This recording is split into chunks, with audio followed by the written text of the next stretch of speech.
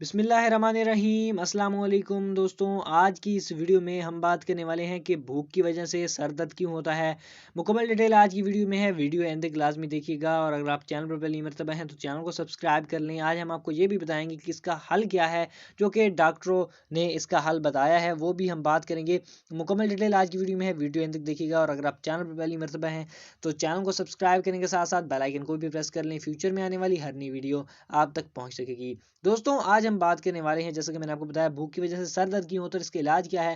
دوستوں آپ نے دیکھا ہوگا کہ اکثر لوگ سر درد کی شکایت کر رہے ہوتے ہیں، لیکن انہیں پتہ نہیں ہوتا کہ ایسا کیوں ہوتا ہے۔ طبی ماہرین کا کہنا ہے کہ سر درد کی وجہ کئی ساری ہیں، لیکن تاہم بعض اوقات سر میں درد بھوک کی وجہ سے بھی ہوتا ہے۔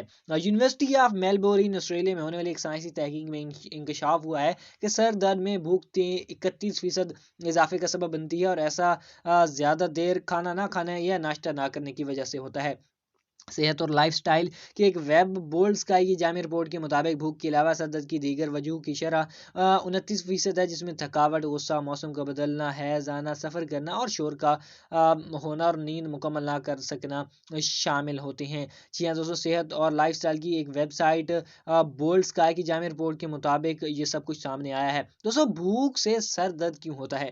جسم میں پانی کی کمی، کیلوریز کی مقدار اور گلوکوز کی کمی وغیرہ سے سر درد ہو سکتا ہے۔ طبی ماہرین کہتے ہیں کہ ہمارے دماغ کو جب گلوکوز کی مقدار نہیں ملتی تو یہ مخصوص ہارمون خارج کرتا ہے، جس میں گلوکوجن، کولیسٹرول، ایڈرینالین اور باقی بھی شامل ہوتے ہیں۔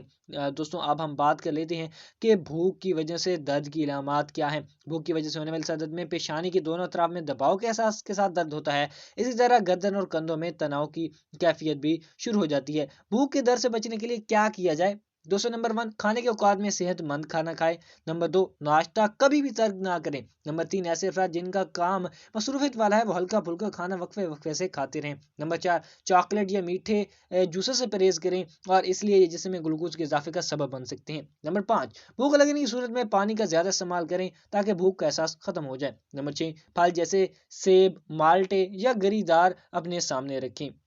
نمبر 7، مکھن یا پھلوں کے جوس وقتاً فوقتاً استعمال کرتے رہیں۔ دوستوں یہ تھی آج کی ویڈیو، امید ہے آپ کو آج کی ویڈیو کافی زیادہ پسند آئی ہوگی۔ اگر آپ مزید ایسی ویڈیوز دیکھنا چاہتے ہیں تو ہمارے اس چینل کو لازمی طور پہ سبسکرائب کرنے کے ساتھ ساتھ بیل آئیکن کو پریس کریں، فیوچر میں آنے والی ہر نئی ویڈیو آپ تک پہنچتی رہے گی۔ ملتے ہیں ایک نئی زبردستی ویڈیو میں، تب تک اپنا بہت زیادہ خیال رکھیے گا، اور ہمارے اس چینل کو بھی سبسکرائب کر لیجیے گا۔ اللہ حافظ۔